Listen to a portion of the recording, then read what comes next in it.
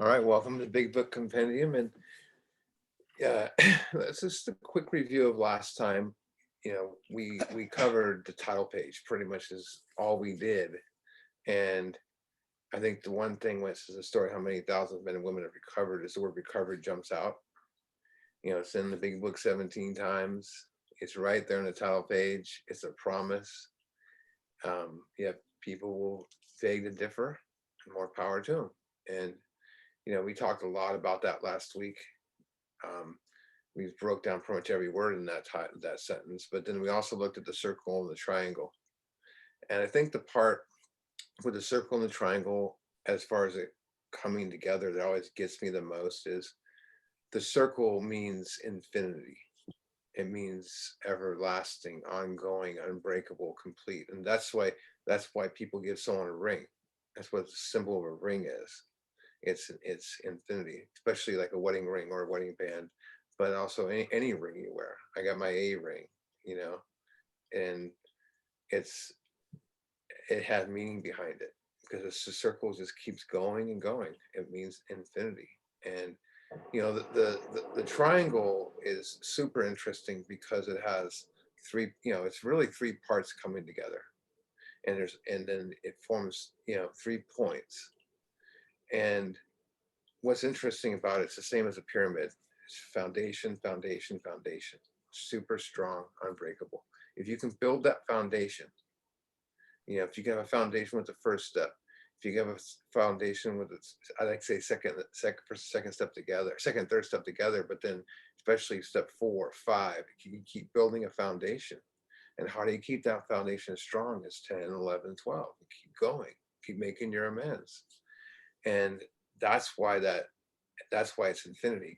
It keeps going, and it's an unshakable foundation for life.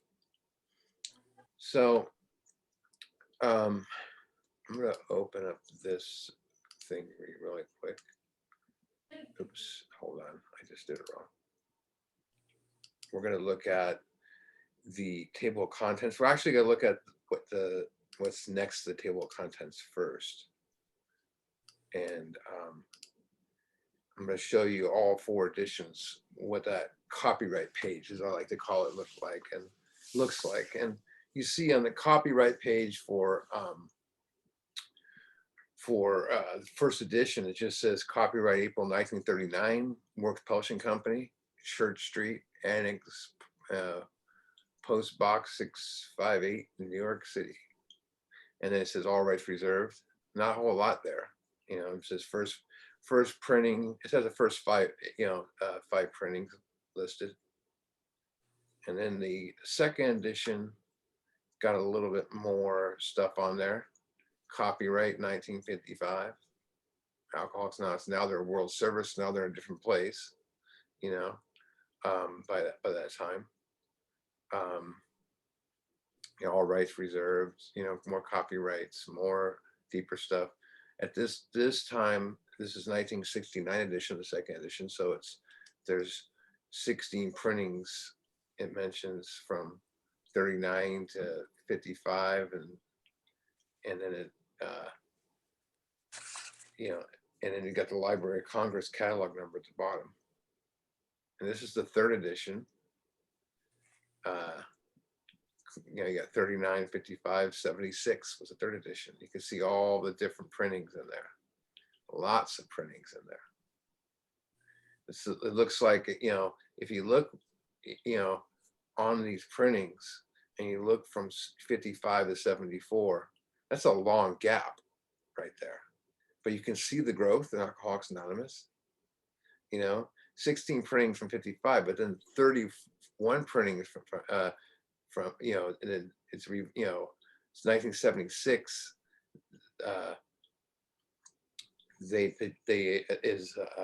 When they did, actually, I'm sorry, 1976 is when they did is when the third edition came out. Sorry, I said it wrong. But for the second edition, 55 to 74, and then the 1976. But if you look at it, look how many. There's 31 printings in 88, and 30. Then even more printings as time goes on. 36 printing, 90, 37th printing, 90. It just keeps going, and that's why they came out with a 4th edition. And this one looks like this, and it's, you know, the same idea. This is I think this is 2013. I think, um, yeah. So it's about 10, almost 10 years old. Uh, and I think there's probably about 25 million printings by this time. And it's very interesting because you know, the you got all the copyrights in there. So just to reiterate, the first edition from 39 to 55, 300,000 copies, and then the second edition, um, you know, from 55 to 74, almost 1.2 million copies. It was like 1,150,000 something, I forget. And third edition, you had 74 printings, and that was 76 to 2001, 19 million printings, and well, it's 19,500,000 something printings, you know, and that's only from 76 to two, you know, that's only a 25-year period, you know. I mean, you think about that compared to a 20-year period, 55 to 74, 19 years, and they did 1.1. And then you're looking at, you know, give or take 26 years, 19 million. So you see, that's quite a growth. And then the 2001, I know that by 2006, they already had 30 million printings from 2001. They just rolled them out. So I couldn't imagine, they must be on 50 million printings for the 4th edition, is my guess. They just roll those suckers out. So let's take a look at the table of contents, right? The table of contents is very important to know, and it's very important to understand and know what's where. And the chapter, you know, you'll see the list of the chapters. So let's look at the first one. It's not a chapter, it's in the preface. It's Doctor's opinion. Now, in the first edition, it was on page 1. It was chapter 1, but I think Bill made some tweaks to the second edition. I mean, yeah, second edition, and he put himself on page 1. So that's, you know, XXV to XXII, or triple XII. And then, so Bill's story has 2 aspects to it. You have unmanageability and recovery. So from page 1 to page 8, it's all about unmanageability. Yeah, it talks about drunkenness, it talks about, but it's really about his unmanageable life. And when we break that down, and that Doctor's opinion, I mean, Bill's story, we'll really get down on that. We'll really get down to explaining the ins and outs of what that looks like. And then 8 to 16 is recovery. You know, his, you know, and Bill's story is very unique because his recovery is beyond the spiritual experience and what happens after that, you know. Very interesting, very interesting. Bill was blessed and cursed by his spiritual experience, and I'll get to that. I mean, I say cursed because he was always trying to recreate it. So let's look at the second, let's look at there's a solution. This is where the book truly starts, in my opinion. I mean, Doctor's opinion is huge, and I think it's equally as important to these. Bill's story is Bill's story. It's like it's deep, but it's kind of like a story in the back of the book. You have to look at it that way. But it's great to break down. But there's a solution, is where this truly kicks in the gear. And from 17 to 29, you have step 1. You know, and well, actually, let's look at it this way. 17 to 26, you have step 1, and 27 to 29, you have step 2. And because it really starts to go from powerlessness to power a little bit with Carl Jung and all that. So that's what's there. And then you have more about alcoholism, which is page 30 to 30, you know, 30 to 43. And that's step 1. Even more on step 1. It's a lot on step 1 here, right? That's why it's interesting they call that more about alcoholism, because they keep going more. And then you got we agnostics, 44 to 57. And that's, of course, step 2. Then you get to how it works. That's 58 to 71. And how it works, how the solution works, how the program works. That's the it. And you know, pretty much I like to say 58 to 60 is the 12 steps, because he's explaining how the program works from various different points all at once. And then of course he breaks down the steps. And that's, 58 to 60, but 60 to 63, particularly 62 and 63, but 60 to 63 is step 3. And with, of course, the third step prayer, and the directions start coming into play there a little bit with the third step prayer. Then you get into the meat and potatoes, vitally important things. 63 to 71, the directions, how to write the 4th step. Vitally important to know those directions and not make up your own. It's important to stick with the book. And then you got into action. Now, I'm going to say something that maybe it's controversial. I don't know if you want to call it controversial, but people will say, oh, take your time with the steps. Oh, you're already sponsoring? You have 5 months? How can that be? And all this stuff. And you're supposed to breathe with the steps. And I've heard all these things, and you shouldn't sponsor till you have 2 years or 1 year. There's the steps flow. You don't get in the way of God's grace. And look at, you got from 72 to 88, you got steps 5, 6, 7, 8, 9, 10, and 11. That's 7 steps in 14 pages or 16 pages, whatever it is. And 7 steps, it doesn't sound like take your time. It has words like next, now, at once. And then they all follow off each other. These steps weren't made to do over a long period of time for the first time. So then let's look at 72 to so also in that chapter, you have all those steps. From 72 to 75 is step 5, concluding with the 5th step promises. Great directions on step 1 with time frames, and we'll break that all down when we get there. 76 is 6 and 7. I mean, beautiful directions. That's all you need. It's a little 13. I think it's a 13-word paragraph on step 6. 76 to 84 is the vital directions for how to make an amends and their experiences with it. I think that the most powerful thing there is why we make amends. We maximum service to God and the people about us. And there you go again, 76 to 84, 84 to 85, step 10, 85 to 88, step 11. I mean, this is really the meat right there. And then you have working with others, which isn't really directions how to sponsor or how to take someone through them or mentor them through the steps, where you want to call it. It's more how to handle the person when you get them. And so it is a little bit about it.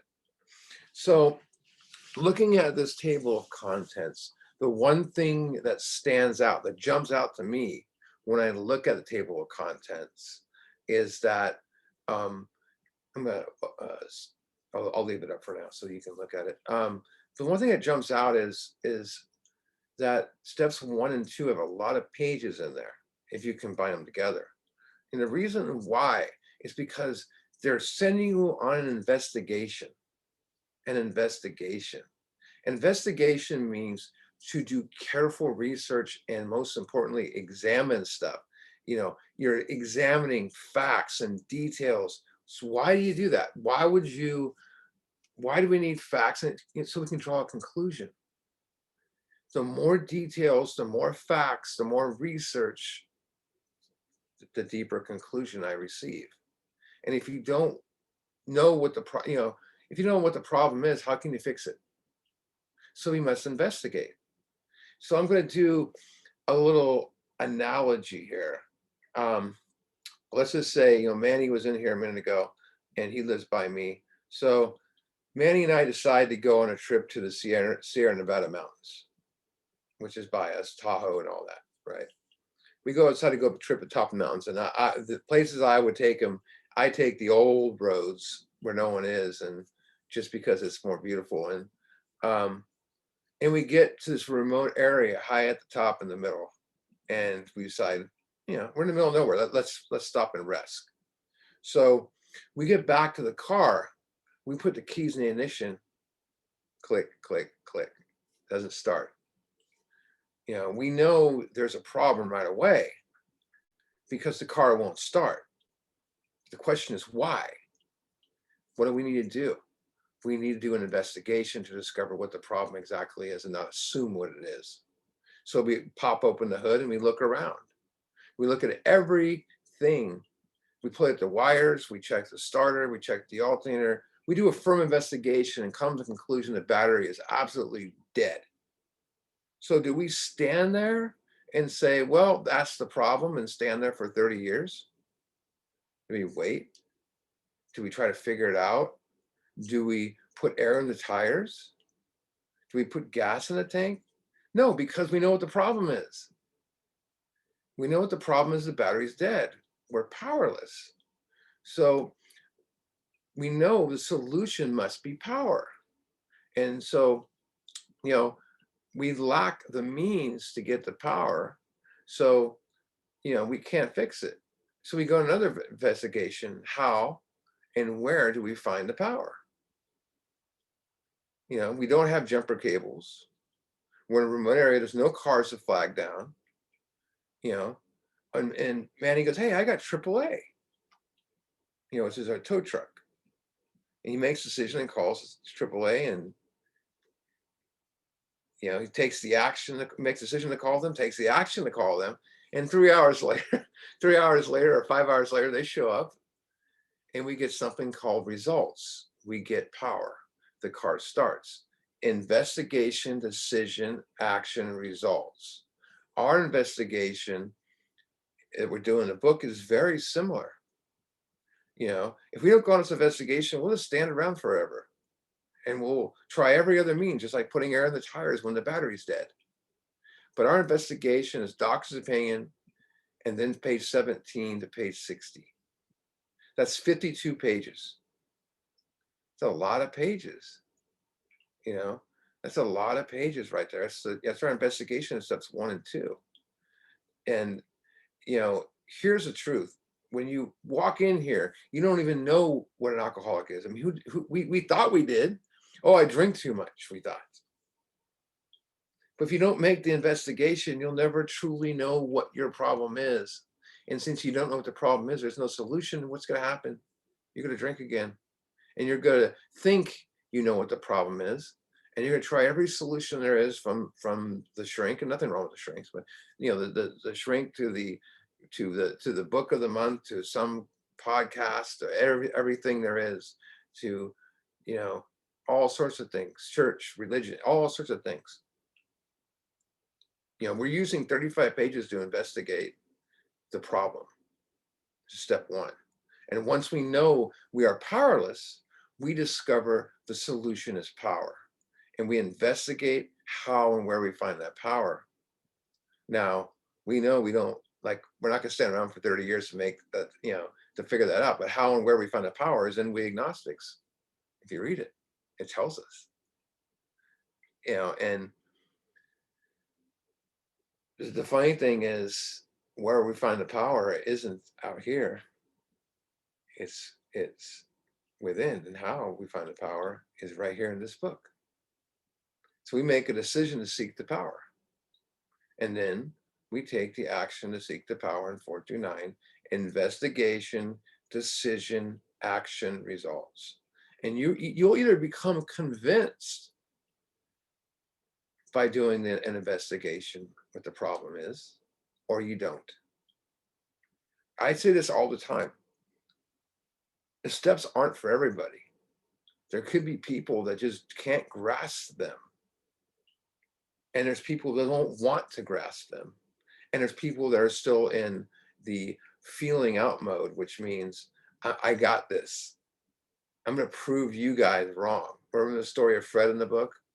I want to prove, you guys wrong where you failed. How many times have we done that? So I'm going to close this up. So here's the thing is, I'm going to close this chat. The thing is this, and it's vitally important to know and understand, It's this table of contents that's in here. People spend more time in the second part of the table of contents. A few pages later. What are those? The stories in the back of the book. And there's people that will tell you, I stay sober off the stories in the back of the book, and you're like, wow, now it makes sense why you are the way you are. You know, um, the biggest difference between the stories in the first 27 pages is we have four, in 4 editions. The first 27 pages is left pretty much the same, and the stories have been revised, and I mean, well, some of it actually been shortened from what I understand, and from a little bit and edited, but I mean, they changed, they're all different now. I'd say this again, the stories in the first edition are amazing. The second editions are all right. I mean, they're not quite the punch. Third edition, fourth edition, no comment. I think they just try to cover every base they were politically. Nothing wrong with that, but it doesn't represent the big book as much as it should. You know, there are there are those who just go to meetings and that's their recovery. I'm not there. They have the right to be there because we have traditions that say they can. A lot of these people take parts from the book and believe that's all they need. They take quotes from the book. I hear guys quote the big book and it's not in the big book at meetings. And this part of it is pride, wanting to fit in. But they take quotes from the stories and they interpret it as program. I said this before, I always say it, it is their right to be an Alcoholics Anonymous. But can their right to be there, let me rephrase it, it's their right to be there, but a watered down message sends a dangerous message to a real alcoholic. And that's, where, I was, where that's all they need, because it sounds good, right? And there's 2 stories that really stand out to me that I'm not saying these are dangerous stories, but let's check it out. One's on page 552 and it's called Freedom from Bondage. And you hear this quoted a lot and people talk about it. Now, don't take, an insult if this is something you do with your steps, and that's fine. I'm aiming at people who just use this, period. Well, actually, there's other ways around it in using this, but let's see what it says here. It's on page 552, I believe in the 4th edition. It says, if you have a resentment and you want to be free of it, if you will pray for the person or thing that you resent, you will be free. That's a big, bold statement right there. If you ask in prayer for everything you want for yourself to be given to them, you will be free. Ask for health and prosperity in their problems, and you will be free. Even when you don't really want it for them, your prayers are only words and you don't mean it, do it anyway. Do it for 2 weeks. Pray for them, okay? And you will find you have come to mean it and to want it for them, and you will realize that you've used it, that you realize where you used to feel bitter and resentment and hatred, you now feel compassion, understanding, and love. Now that's great stuff. That's great stuff, but it doesn't represent the first 164 pages. But again, I'm speaking to when people say this is, I hear people say this all the time. I don't need to do 4 steps. This is all, pray for the person. Now, they're not bad directions to pray away a resentment. First of all, is where's the passage located? It's not in an action. It's not in a specific page. It's a story in the back of the book. And personal stories are exactly what they are, stories. You won't find the directions to the program. That's not program talk, that part. It's a suggestion you could say for step 11, but but the alcoholic desperately needs to remove the obsession to overcome alcoholism, and before they even get something like that. These are stories, not, they're people's experiences. And my personal experiences, people who follow this passage do not want to fix themselves and make right with others. They do not want to make amends, or go deeper, even do step 4. Remember what it says on page 56. We saw these resentments, but must be mastered. But how? We cannot wish them away from any more than alcohol. Resentments must be mastered. So master means to have dominance or power over something. But it's not our power. That's not gonna happen by trying to pray it away. And if you can't wish away a resentment, how can you pray one away? Just saying. We master resentments by becoming aware of the driving forces behind them. And by doing step 4, 5, 6, and 7. And if I cannot shake an amends, I'll be straight up with you. I'm sorry, if I can't shake a resentment, especially someone I love, I'll go make an amends, because somewhere in there was probably rude anyways. But that's just my easiest way out. Sure, I pray for the people in step 11, but I don't pray, to get rid of the resentment unless it's in 6, I'm letting it go. But I don't do it for 2 weeks. I do it for as long as it takes, and maybe an hour or 20 minutes or whatever it is, and something else to think about. If resentments block our thinking, which is a spiritual malady, right? And block us from God within, how can we really pray that deep at all? I'm just saying, the program will set us free. I'm not saying this doesn't work, and if it's something you like, cool. But this is a program of action where we get rid of stuff quickly. That's what it is. Not mess around and, tap dance in other areas like this. And the other story that I want to talk about, that's quoted all the place, and this has T-shirts and mugs, and it's a lot of wind in the rooms. It's not the first 100 pages, but people will tell you it is. It's acceptance is the answer to all my problems. And it's a story in the back of the book. Let's go to page called Acceptance Was the Answer.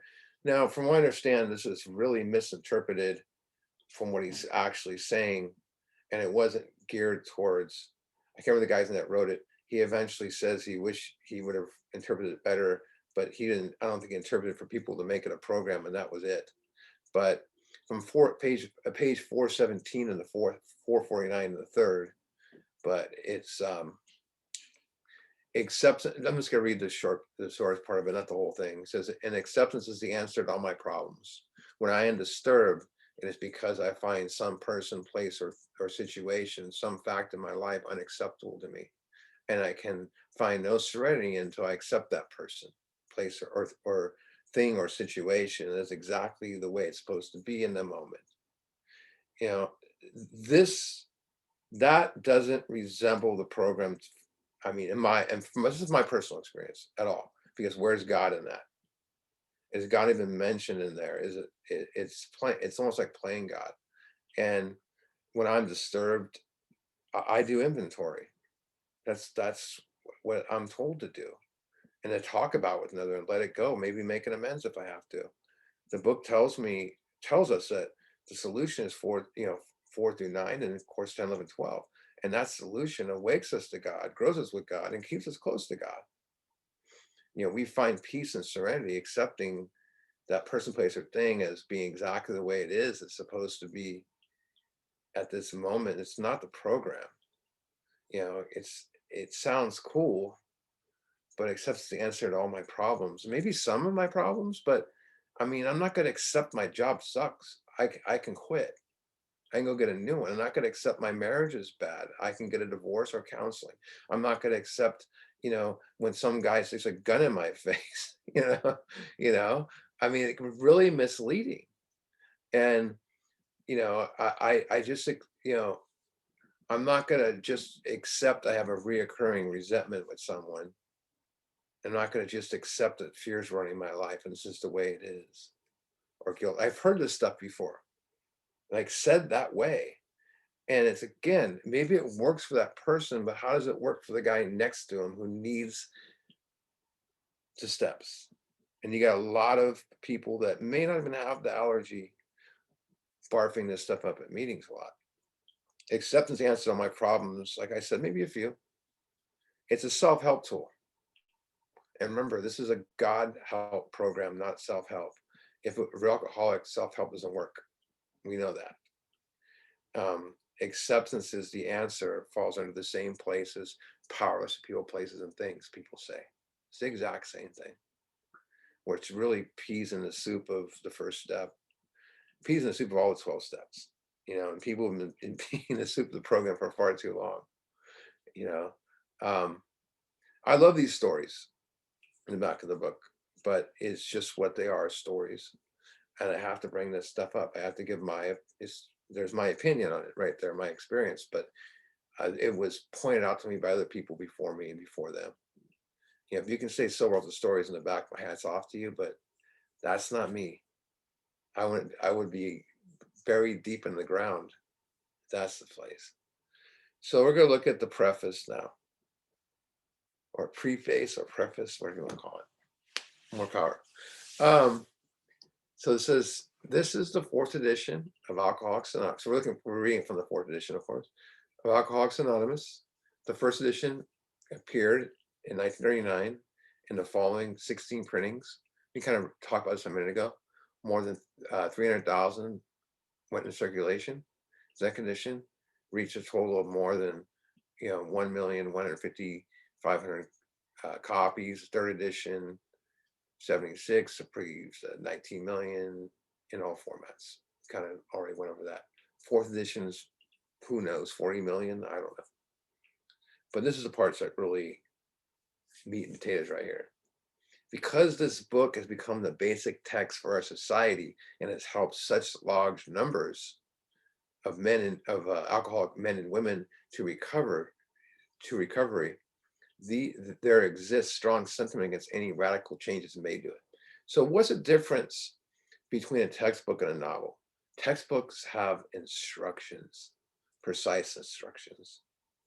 A textbook it's a detailed study guide of instructions in order you to learn facts and methods about a certain branch of a subject, like math or history or whatever it is, how to do Zoom or something, this group is pretty straightforward. It's a big book study. We are studying the basic text. I hope you're not bringing a math book to this group. You're bringing a big book. That's our basic text we're studying. It would be pretty hard to follow along this study, if that book you have in front of you is something different.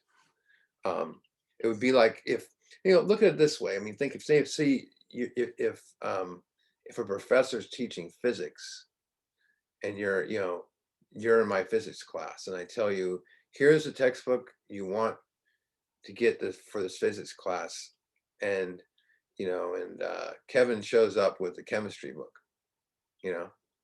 I don't think he would be able to follow along. He might be still looking through the book where we're at, but maybe that's one of the problems. We've been looking in the wrong place for too long. Places, the wrong place, you don't get the right answers. Our textbook is clear and precise, detailed directions to overcome alcoholism and addiction, so it's what we need. And the one thing that's common in textbooks and other books is, because they are filled with detail and instructions, they're not open to interpretation. And if you go to meetings,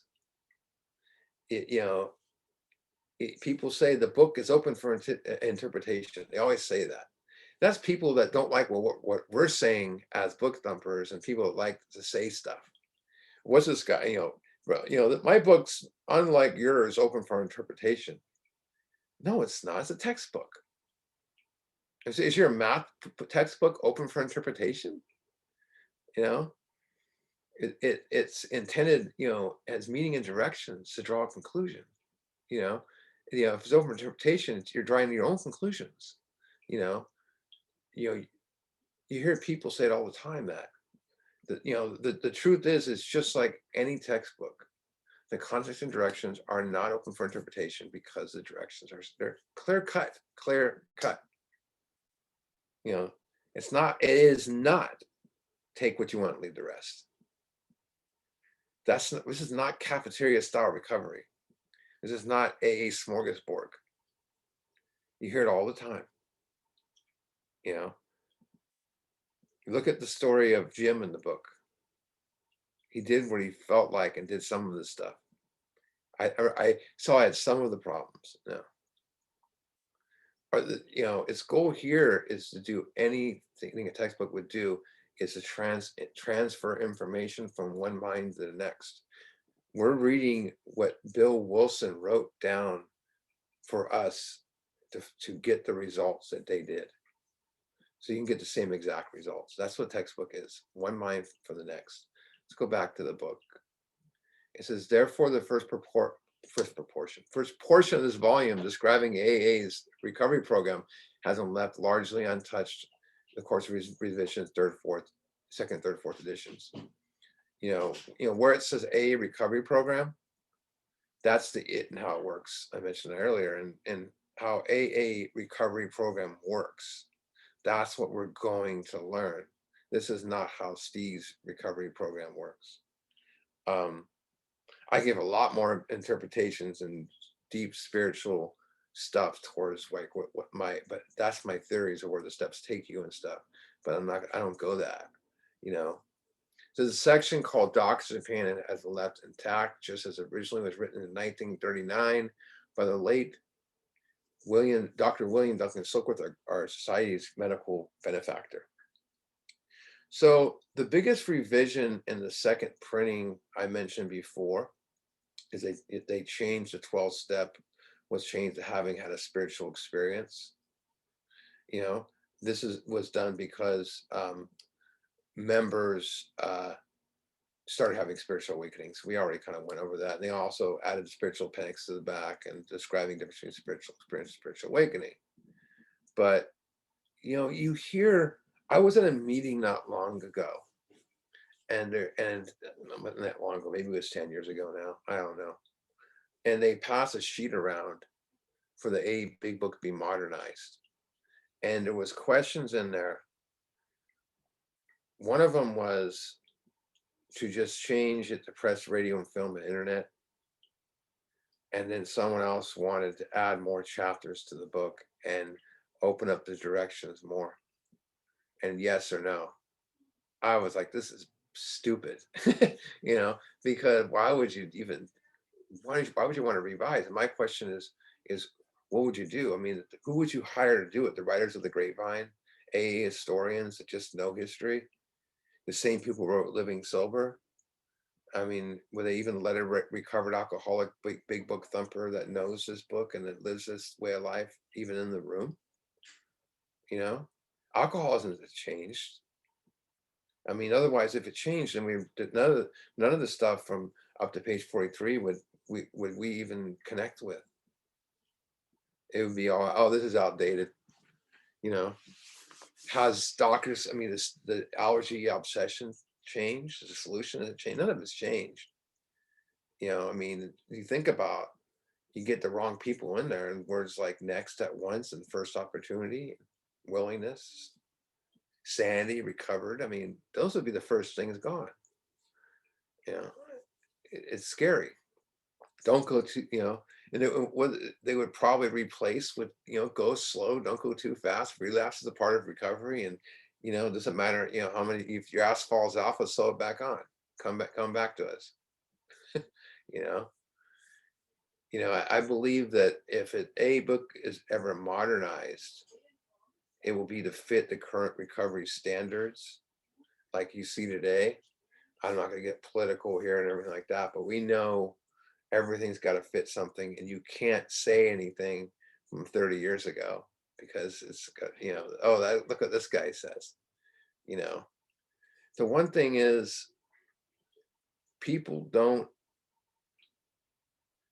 Alcoholics Anonymous is very well respected by the press, I believe, because never, even in movies, I just don't think they go there as far as like mentioning how the steps work or anything like that in the movie. They just kind of dance around it, which is the way it should be.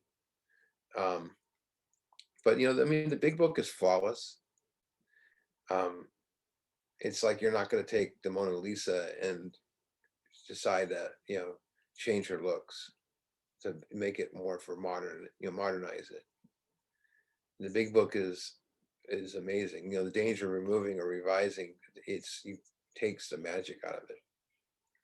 So the second edition, 1955, added um, appendix to the 12 traditions and all that stuff. But the chief change was in the personal stories, which was expanded the fellowship's growth, stuff like that. Well, I'll read what it says. It says, but the chief change of the second of the personal stories, which was expanded to reflect the fellowship's growth, Bill's story, Dr. Bob's nightmare, and one of the personal story from the first edition were retained intact. 3 were edited, and one of these was retitled. New versions of these stories were written with new titles. 30 completely new stories were added, and stories selections were divided into parts and under the same headings that were used now. One of the urban legends was when they did the second edition that there was some stories that were turned down for the first, and when what they were going to do is take some of the stories from the first and revise them so the person could talk about what they're like now and everything, more of that in there. And the people were so far advanced in their programs in the second, when 55, that were there at the beginning, they wrote their stories. They're like, oh no, we'll just keep the original one you wrote. This is like too far, But I'm going to read this is the preface from the second edition, and this didn't make it in the third, and it's hard to find, but this is very interesting. I'm going to read it. This is from the second edition preface. But the personal history selection has been considerably revised and enlarged in order to present a more accurate representation of our fellowship as it is today, which means they want to be more broad. So it tells us that. When the book was first printed, we were scarcely 100 members all told, and every one of them was almost hopeless, was an almost hopeless case of alcoholism. This has changed. A now helps alcoholics in all stages of the disease. Now, this was taken out about halfway through the second edition's printings, right? It's hard to find, and I'll explain in a second. It reaches into every level of life and all occupations. Our membership now includes many young people, women who were first reluctant to be approached by A, which is true, and have come forward in large numbers. Therefore, the range of the story section has been broadened so that every alcoholic reader may reflect upon him or herself in it. The part that they, I believe, took out after a while, and one of the printings of the second edition is where I read where it says it reaches every level of his occupation. Where was it? God darn it. It says this has changed. Now we have alcoholics in all stages of the disease. That pissed Bill off and a lot of the old timers off because the guys who were first there, because they wanted to keep it to just the real alcoholic. And there were some people that said all stages of the disease, meaning there was, real alcoholics that were lower, the lower ones and the higher ones. No, there's only one real alcoholic. And so they took that out. But it's very interesting. I'm always interested in stuff like that.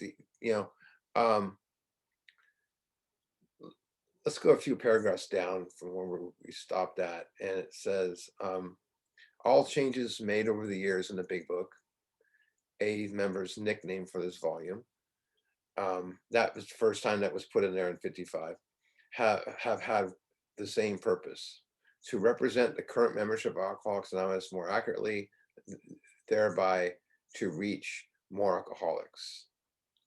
This, the thing is that, this is the only time in the book where the big book is mentioned, and there's some scrutiny here that even though this is still in the book too, because a lot of people tend to say that the big book is catered to people who do the steps. Well, no shit. You know, it is. And like where it says here, it represents our current memberships are more accurately, to reach more alcoholics. It's geared towards them so people can be free and everyone else around it. And see also it says, if you have a drinking problem, we hope that you may pause in reading one of our 42 personal stories and think, yes, that happened to me. Or more important, yes, I felt that way.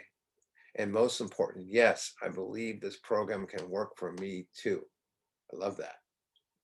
And that that's right. I mean, that's one of the beauties of Alcoholics Anonymous, especially when you're working this program with a sponsor who understands this book. You don't have to be, my sponsees tend to get really intimidated by my knowledge of the big book, and they wait to sponsor until they have that knowledge. And I go, that's not the way this works. I learned the big book from sponsoring. I didn't necessarily learn it from book studies as much as people think I did. I learned from sponsoring because I was able to take a lot of people to the book because there's a rehab right by my house. I probably heard 250 fifth steps from there, but I probably took over 500 through the first 3 steps, and I got better and better at my knowledge. But I did go to book study, but you don't truly understand the steps until you sponsor.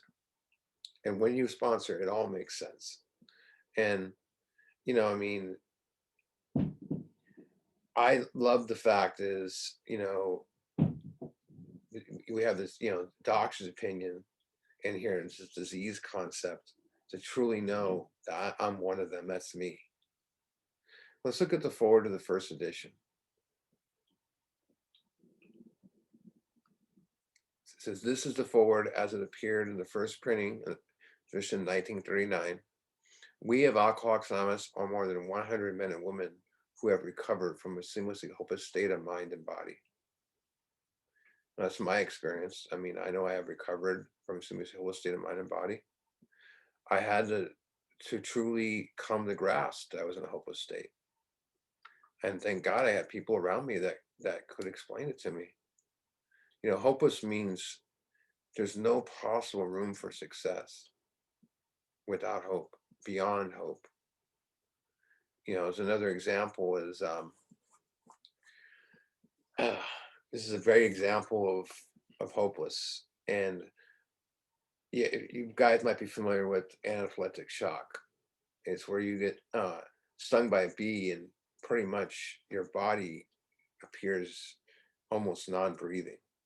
Well, let's go back to the 1900, like 1902 or something like that. When someone got anaphylactic shock, they would think they're dead. And so many times they bury them. So it's crazy. Um, they appear dead, and you don't hear a breath in there. So there's stories about people waking up in the drawers in the morgue and coming out of it. And even in the 1800s, they used to think that God had awoken the person. So here's what their analogy. Let's just say all of us get anaphylactic shock, and some guy comes in and goes, my God, they're all dead. And I'm going to base this in the 1800s where they did this. The undertaker shows up and he scales our casket, our pine boxes, and we all get buried in the ground. And you wake up in the ground and you're in a dark box and you're pounding on it, but no one can hear you because you're under dirt. That's a hopeless condition right there. You see, people don't realize they're in that pine box. What would it take to get you out of that situation? A miracle. What else would it be? You know, and that's where people don't see that. This is, to say don't wait till the miracle happens. No, you seek the miracle that someone else happened to them. I mean, all of us know someone in this program that comes in and you're like, I know them from somewhere. And then they introduce themselves to you and you're like, holy crap, it's you? Man, this guy was crazy. And he looks like a different person. And he's looking at you and laughing at you because he knows who you were. Especially when you first walk in and they recognize you. You know, you know, think about if we're in that pine box, we'd be praying our ass off. You're not going to wonder if God is male or female or what he looks like. If, we're praying for a miracle. It's a no atheists and foxholes thing, you're praying. And the 10-step promises says, the problem has been removed. It has been removed. The obsession drink has been removed. That is a miracle healing. I mean, look at what the steps do. It's miracles. And like I said, we're all in that pine box. And tonight, like right now, someone just died of alcoholism. Someone just died again. Someone just died again. Someone just took fentanyl and died. Someone just took heroin and died. I mean, I can't even count that fast. Why not us? I mean, we weren't just, as my grandfather used to say, we weren't lollipop drinkers. We weren't, we did some crazy stuff, and thank God we didn't all drink together. And the thing is why not us? Because God has a plan for us. That's the beauty of this. God has a plan for us. And it's your purpose. And once you know what that purpose is, it's beautiful. But there's nothing even more greater than knowing that purpose. But, look yourself in the mirror tonight and know you're a miracle. And be blessed with the program has given to you, that we're not sitting there dying. We're not worried about, think about, I don't know how much time all of us have, but go back and, and to a year prior that you got sober. Some of us only have a year. And look at yourself in the mirror then, and look at yourself in the mirror now. I mean, we see pictures, people put up the recovery pictures, the mugshot next to mine's horrible looking. But the person is like me next to is smiling. And no one believes it's me. I look older. I was 30 years old. I'm 52 now. I look older than I did in that mugshot. That's some crazy stuff, But, that's the thing is, it's the miracle as we're seeking. Seek that miracle and know the beauty of the miracle. We're going to stop right there, the recording, and then we'll